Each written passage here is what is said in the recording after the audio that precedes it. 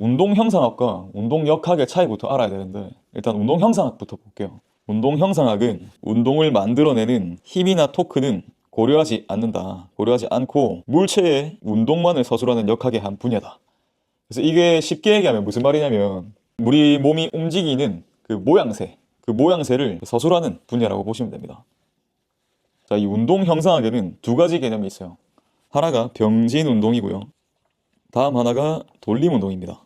병진 운동, 강체의 모든 부분들이 같은 방향으로 평행하게 움직이는 선형 운동.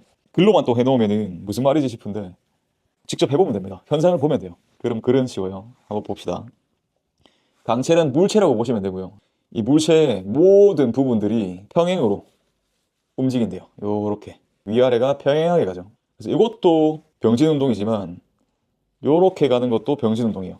그냥 어떻게든 이 위아래가 평행하게 가면서 움직이는 것들은 병진 운동이라고 보시면 됩니다.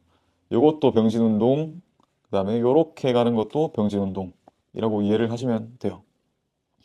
예시를 한번 보면 이 신체 질량 중심에 병진 운동이 있고, 또 걷는 동안 머리 움직임이라고 있죠. 그래서 밑에 그림을 한번 볼게요. 여기 펭귄 탈을 쓴 사람이 요렇게 걸어가고 있죠. 근데 보면은 머리가 높아졌다 낮아졌다 해요. 그쵸? 그래서 이 머리에, 이게 머리면 머리가 이렇게 끄덕거리진 않죠. 머리 위에와 턱 아래가 평행하게 가는 거예요. 그래서 이 걷는 동안 머리 움직임이 병진 운동이고요. 돌림 운동 한번 읽어봅시다. 강체가 어떤 중심점에 대해 원을 그리는 경로로 움직이는 운동. 자, 물체가 어떤 중심점에 대해서 호를 그리듯이 요렇게 움직이는 거는 다 돌림 운동입니다. 예시를 보면 팔다리의 돌림 운동이 있죠. 그래서 팔을 기준으로 보면 요렇게 있다 치면 요렇게 돌아간다 보시면 돼요. 다리도 마찬가지예요. 다리도 요렇게 걸어 다니죠, 앞으로. 그래서 읽어보면 신체의 질량 중심이, 우리가 신체가 이동을 하려면 팔과 다리의 돌림 운동이 일어나야 됩니다. 너무나도 당연한 말이죠. 팔다리의 돌림 운동이 이렇게 일어나줘야 우리는 앞으로 이동할 수 있다. 이렇게 이해를 하시면 됩니다. 자, 이제 운동 형상학에는 뼈 운동 형상학이 있고 관절 운동 형상학이 있어요. 그냥 뼈가 움직이는 형상을 알아보자 라고 생각하시면 됩니다. 인체에는 세 가지 면이 있는데요. 시상면, 이마면, 수평면입니다. 옆에 그림을 보면 여기 1번, 요게 시상면이고요. 여기 2번, 이마면, 수평면이에요. 움직임은 이 면이 뚫고 나가 있는 방향대로 움직인다고 보시면 돼요. 시상면을 보면 요렇게 뒤에서 앞으로 뚫고 나와 있죠. 그래서 앞뒤 움직임은 다 시상면 움직임이에요. 이마면은 옆으로 뚫고 나가 있죠. 좌우로 움직이는 움직임들은 다 이마면이라고 생각하시면 됩니다. 그리고 마지막으로 수평면은 회전이에요. 이렇게 회전하는 것들은 다 수평면 움직임입니다. 또 한 가지 개념이 축이 있어요. 축 보면 좌우축이 있고 전우축이 있고 수직축이 있죠. 그래서 이 각각의 축들은 각각의 면들과 이렇게 연결이 돼요. 한번 보시면 됩니다. 또 현상을 먼저 보면 돼요. 이렇게 축이 있죠. 그래서 위에서 아래로 꽂는 수직축, 그 다음에 좌에서 우로 꽂혀 있는 좌우축, 그 다음에 앞뒤축 이렇게 있죠. 그래서 여기다가 면을 꽂아 보면 돼요. 좌우축에다가 면을 꽂으면 시상면이죠, 시상면. 그 다음에 앞뒤축으로 꽂았을 때는 이마면이에요. 그렇죠? 이렇게 움직이는. 위에다 꽂으면 수평면입니다. 그래서 수직축은 수평면, 좌우축은 시상면, 앞뒤축은 이마면이라고 생각하시면 되겠죠. 그 다음에 자유도가 있는데요. 이 자유도는 관절에서 허용하는 운동면의 수를 얘기합니다. 그러면은 축의 수겠죠. 운동면의 수, 축의 수. 똑같은 말이겠죠. 그래서 어깨는 3도, 손목은 2도, 팔꿈치 1도라고 합니다. 한번 같이 보면 돼요. 어깨는 앞뒤 움직임, 벌렸다 모았다는 옆으로 움직임, 그 다음 회전하는 움직임. 이 세 가지가 다 일어나는 거예요. 손목 볼게요. 손목은 2개밖에 안 일어나네. 손목 보면은 앞뒤 움직임이죠. 앞뒤. 그 다음에 축을 요렇게 꽂았다 하면은 옆으로 이마면의 움직임이에요. 좌우 움직임. 그렇기 때문에 손목은 2도다. 근데 손목 보면 그러면 이 회전도 일어나는데 근데 왜 2도지? 사실 얘는 손목의 움직임이 아니에요. 얘는 노뼈의 움직임이에요. 노뼈가 위로 올라타면서 돌아가려는 거거든요. 손목이 3도가 만약에 되려면 얘를 고정한 상태에서 손목만 움직일 수 있어야 돼요. 그거는 불가능합니다. 그 다음에 팔꿈치 보면 팔꿈치 1도입니다. 요것만 할 수 있어요. 앞뒤 움직임. 그렇게 이해를 해주시면 되겠습니다. 자, 그리고 뼈 운동 형성학에는 두 가지 개념이 있어요. OKC와 CKC입니다.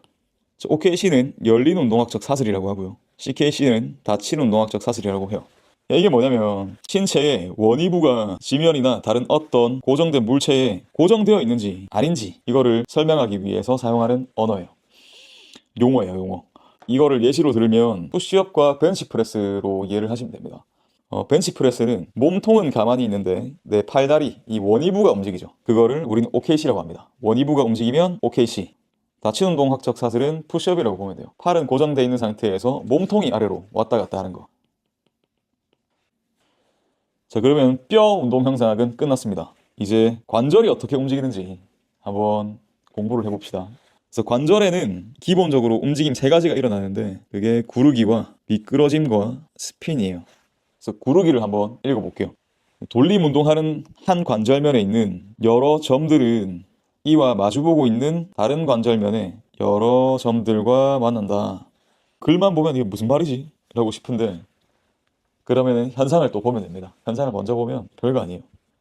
저기 한 관절면에 있는 이 여러 점들 있죠. 이 여러 점들은 다른 관절면에 있는 이 여러 점들과 만난다. 이 여러 점과 여러 점이 만난다. 요렇게 굴러가는 거죠. 그냥 이렇게. 이 굴러간다는 말을 그냥 이렇게 어렵게 설명을 해놓은 거예요. 현상을 보면 되게 쉽습니다. 자, 미끄러짐 한번 봅시다.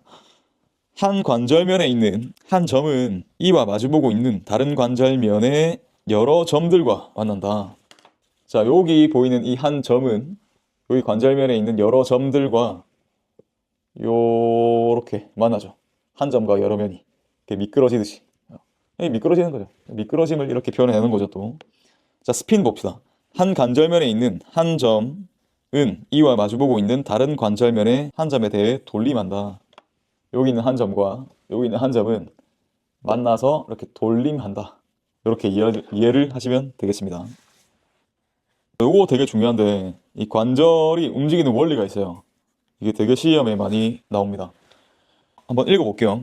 오목면에 대한 볼록면의 움직임 동안 볼록면의 구르기와 미끄러짐은 서로 반대 방향으로 움직인다. 그리고 볼록면에 대한 오목면의 움직임 동안 오목면의 구르기와 미끄러짐은 서로 같은 방향으로 움직인다. 이것도 말만 들으면 무슨 말인지 싶을 텐데 그럴 때마다 우리는 현상을 보면 됩니다. 한번 봅시다. 볼록한 애가 있죠. 볼록한 애. 볼록한 애가 있고 오목한 애가 있어요. 그래서 이렇게 있다 치면 이 볼록면이 요렇게 굴러가죠. 요렇게 굴러가요. 이렇게 굴러가게 되면 이 공이 여기를 이탈하고 말죠. 그래서 이탈하지 않기 위해서 반대로 이렇게 미끄러져 줘야 돼요. 굴러가면서도 미끄러져 줘야 돼요.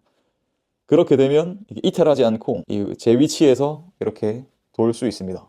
이게 우리 관절에서 일어나는 원리예요. 미끄러짐이 반대로 일어나지 않으면 뭐 탈구가 생기겠죠. 이쪽으로 굴러갈 때 미끄러짐은 이쪽으로 반대로 일어난다 라고 보시면 되겠습니다. 그 다음에 오목면의 움직임을 봅시다. 얘는 이제 가만히 있고 얘가 움직여요. 얘가 오목면이 요렇게 간다 쳐볼게요. 요렇게 간다. 오목면이 요렇게 굴러가죠. 이쪽 방향으로. 근데 미끄러지는 것도 요렇게 미끄러져요. 그래서 같은 방향으로 일어난다. 이 두 개를 꼭 알고 있어야 됩니다. 밑에 그래서 보시기 쉽게 제가 그림으로 가져왔는데 무릎이거든요. 그래서 이게 대퇴골, 넙다리뼈, 밑에 있는 게 정강뼈, 경골이죠, 경골. 구용어를 먼저 쓸게요. 경골, 정강뼈. 그래서 보면 정강뼈는 오목해요. 이렇게 오목하게 생겼어요. 그 다음에 대퇴골은 볼록하게 생겼죠. 이 1번 그림 보면 오목한 정강뼈가 움직이고 있죠. 오목한 정강뼈가 이렇게 움직이고 있어요. 오목한 애가 움직이면 구르기와 미끄러짐이 같은 방향으로 화살표가 가 있죠. 이렇게 이해를 하시면 되고요. 근데 이제 반대로 두 번째 그림을 보면 오목한 정강뼈는 고정이 돼 있고 대퇴골, 넙다리뼈가 이렇게 움직이죠. 그래서 볼록한 애가 움직일 때는 굴러가는 거는 이 방향으로 움직임이 일어나는데 미끄러짐은 반대로 일어난다. 이렇게 보시면 되겠습니다. 그래서 어느 관절이 볼록하고 오목한지를 알고 있어야 돼요. 그게 되게 시험에 많이 나옵니다. 그 다음에 이 관절 운동 형성학에는 이 관절의 위치를 표현하기 위한 용어들이 있어요. 그게 관절의 닫힌 위치와 관절의 느슨한 위치거든요. 관절의 닫힌 위치는 뭐냐면 관절면이 최대 일치성을 보이는 위치, 이런 특징들이 있습니다. 대개 가동 범위의 맨 끝이나 그 근처를 얘기를 하고요. 인대와 관절 주머니가 팽팽해진다. 그다음 안정성이 증가하고 부가적 움직임이 최소화된다. 이렇게 보시면 됩니다. 일단 관절이 요렇게 움직이는데, 자, 끝범위까지 갔을 때 이렇게 최대한 일치를 하게 되죠. 그래서 요 위치를 관절의 닫힌 위치라고 부르고요.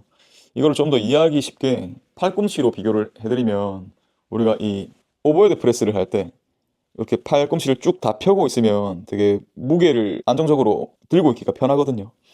근데 그 이유가 닫힌 위치라서 그래요. 안정성이 증가돼 있고 이 부가적인 움직임이 최소화돼 있기 때문에 버티기가 쉬운 거예요. 그래서 살짝만 이렇게 굽혀도 되게 버티기가 어려워지죠. 그렇게 이해를 하시면 되고요. 느슨한 위치는 우리가 앞서 배운 닫힌 위치를 제외한 모든 위치입니다.